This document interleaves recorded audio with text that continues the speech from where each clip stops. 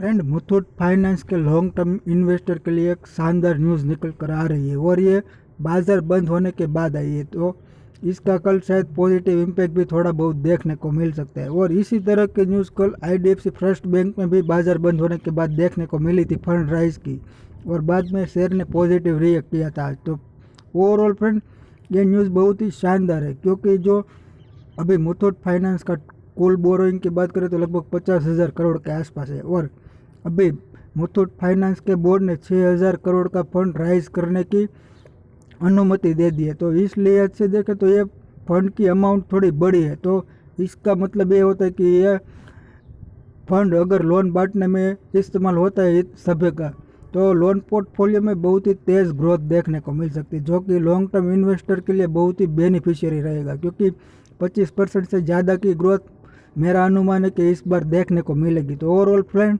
ये बहुत ही शानदार न्यूज़ है और कल थोड़ा बहुत पॉजिटिव इम्पैक्ट भी डाल सकती है।